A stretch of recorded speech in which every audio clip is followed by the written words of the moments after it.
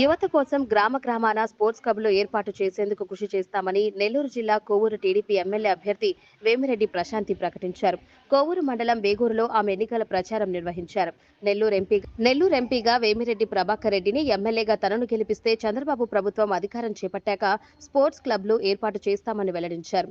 ఇసుక గ్రావల్ దోచుకునే వాళ్ళం తాము కాదని, తమ సంపాదనతో ప్రజాసేవ చేస్తున్నామని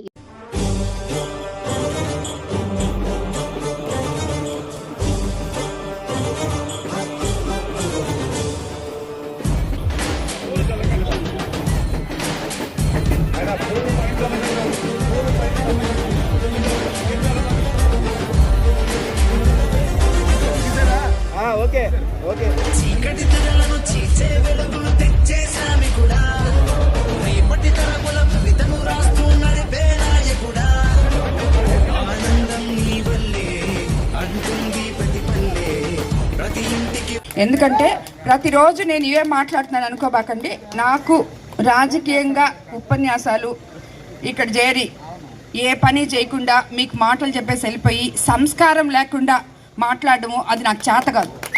కాబట్టి ఇక్కడ చాలామంది మహిళలు ఉన్నారు. ఒక మహిళగా నేను కోవూరు నియోజకవర్గం నుంచి చంద్రబాబు నాయుడు గారు నన్ను మీ ముందుకు తీసుకొచ్చారు. మీ అందరూ అక్క చెల్లెళ్ళందరూ నేను ఏ ఆత్మస్థైర్యంతో నేను ముందుకెళ్తున్నాను. ఎంతమంది ఎన్ని మాట్లాడినా వాళ్ళ పెద్ద కుటుంబం నుంచి వచ్చిన నాయకులు వాళ్ళ తల్లిదండ్రులు తల దించుకునేలాగా ఒక ఆడపడుచుని నేను వాళ్ళకి చెల్లెలను అవుతాను.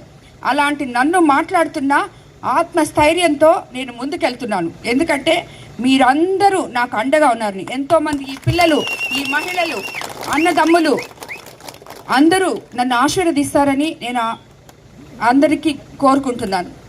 పెన్నా రీచ్లో ఇసుక పనికి వెళ్ళే కూలీలకు ముదివర్తి రీచ్ ఓపెన్ చేయడం వల్ల ఇక్కడి కూలీలకు ఉపాధి దొరకడం లేదు. వీరి కోసం 100 రోజులు ఉపాధి హామీ పథకంలో భాగంగా పని కల్పిస్తానని హామీ ఇస్తున్నా. ఎస్సీ ఎస్టీ ప్రజలు, ఆదాయ వనరులు, పెన్నా రీచ్ ఈ గ్రామంలో వీరే మెజారిటీ ప్రజలు. వీళ్ళకి ఈ పెన్నా రీచ్లోనే వాళ్ళకి ఆదాయం వచ్చేది. దాన్ని లేకుండా చేశారు ఇప్పుడు ఈ నాయకులు.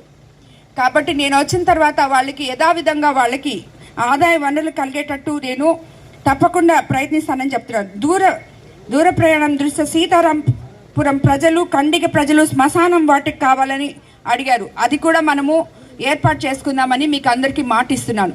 ఇవన్నీ సమస్యలు మనము తెలుగుదేశం ప్రభుత్వం అధికారంలోకి వచ్చిన తర్వాత చంద్రబాబు నాయుడు గారి సమక్షంలో నేను మీకు ఇచ్చిన హామీలన్నీ తప్పకుండా ఒకటొకటిగా తప్పకుండా తీరుస్తానని, అవి తీర్చిన తర్వాతే తిరిగి మీ దగ్గరికి వచ్చి మరి ఓటు అడుగుతానని మీకు చెప్తున్నాను. కాబట్టి అందరూ